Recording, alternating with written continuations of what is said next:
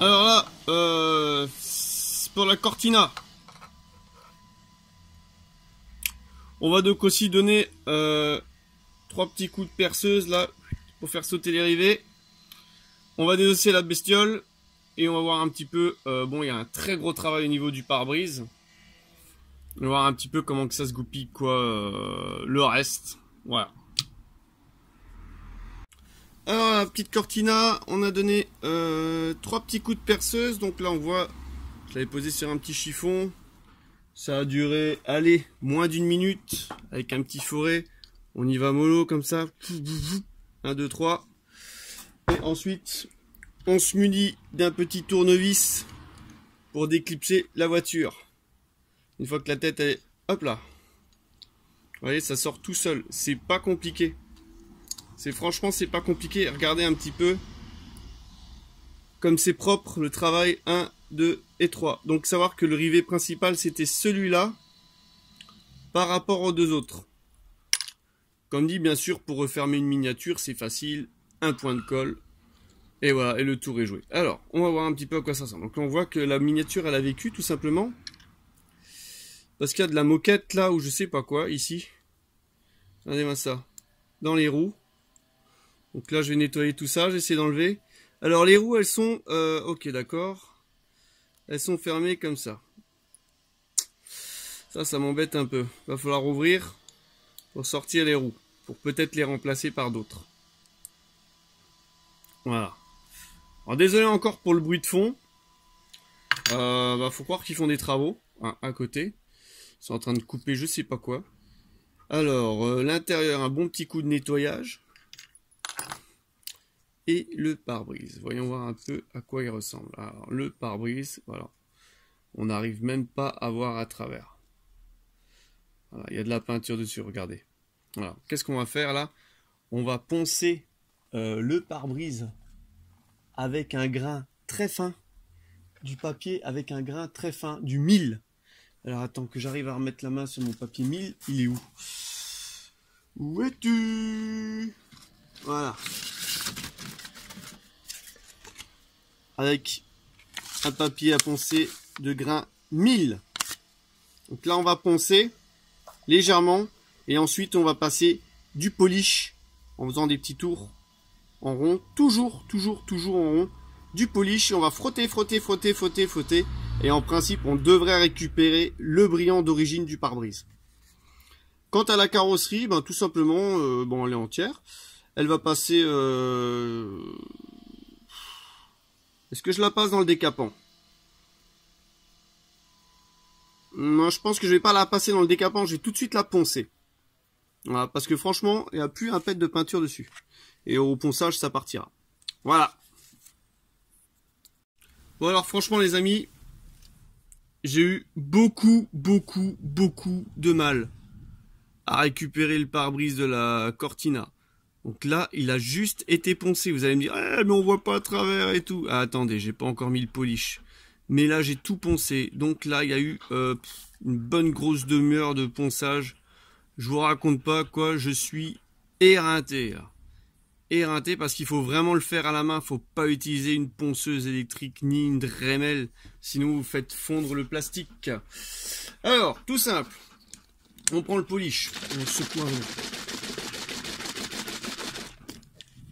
Oh bah il y a de l'orage dehors, tiens, ça promet. Ah on crève de chaud aujourd'hui. On en verse un peu. Bon le chien tu te calmes là, sinon ça va mal se passer. Voilà, on en verse un peu sur un bout de chiffon. Un peu beaucoup. Et après, il y a juste à passer le polish et à frotter. Et on va retrouver le transparent.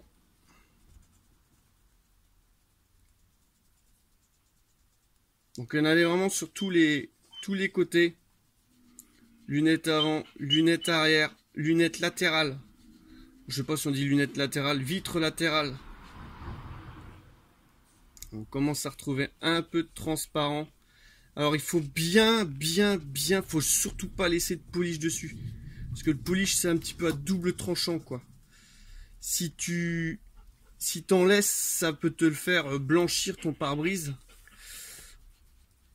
Et voir le bousiller tout simplement quoi. Donc voilà, là ça commence à être un petit peu plus transparent, regardez. C'est pas encore ça, hein. C'est pas encore ça, mais on va frotter. Voilà, vous voyez, on frotte, on frotte, on frotte, on frotte, on frotte, on frotte, on frotte, on frotte, on frotte, on frotte, on frotte. On lustre tout ça. On commence à voir à travers le doigt. Vous voyez? Et il faut frotter, frotter, frotter. Vous voyez, on n'a rien sans rien dans la vie, hein. Voilà. Bon, je vous montrerai une fois qu'il sera tout frotté. Ah, regardez là, c'est pas mal là. Là, on commence à bien voir à travers. Regardez, vous avez vu? Hein? Allez, je vais couper la vidéo. Je vous reprendrai après. De retour pour la Cortina. Alors là, je l'ai passé au blanc. Je sais pas si je vais garder le blanc, on verra bien. Alors là, j'ai eu une crampe de doigt pour faire... je suis jamais tombé sur une bombe de peinture aussi dure à passer. En tout cas, le résultat a l'air correct.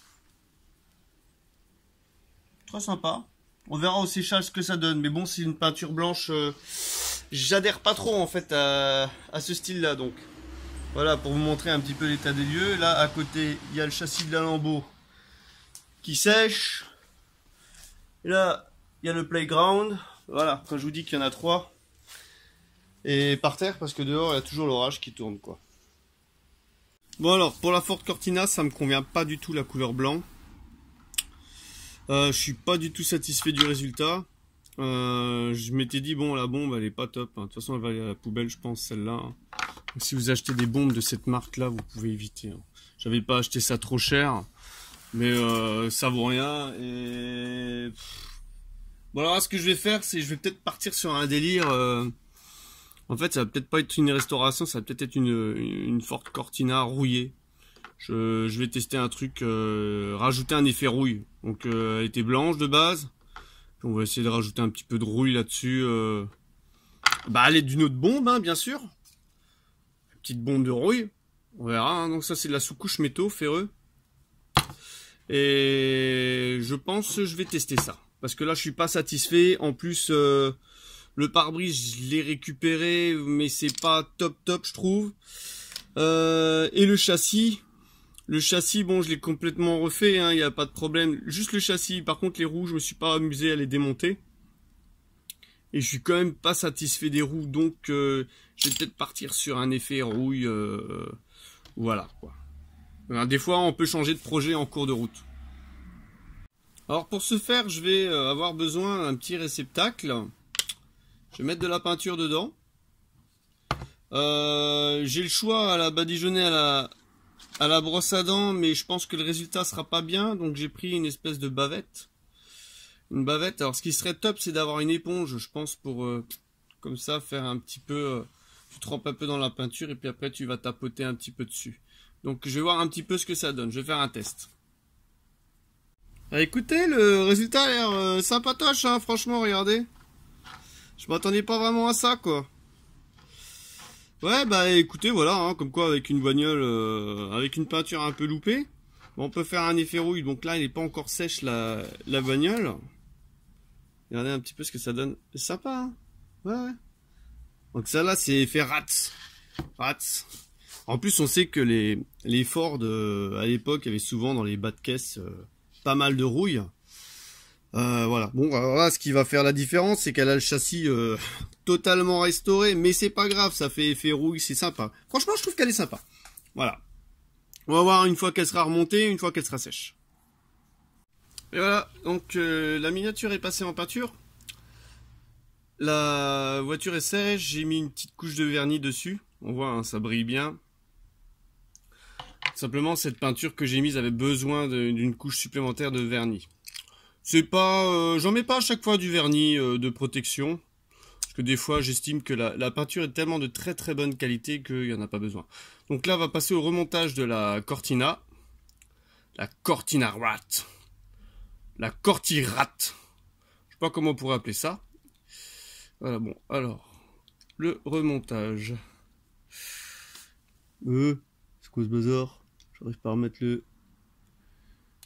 Voilà, c'est bon. Alors comme j'avais pas trop cassé les rivets, on va voir si elle se rift facilement. Non, alors celle-là je vais devoir mettre de la colle. Voilà, je vous montre un petit peu le résultat, à quoi elle ressemble la Rat. Corti Rat. Voilà. Très sympa. Donc les roues, elles n'ont pas été restaurées, hein, comme je l'ai dit.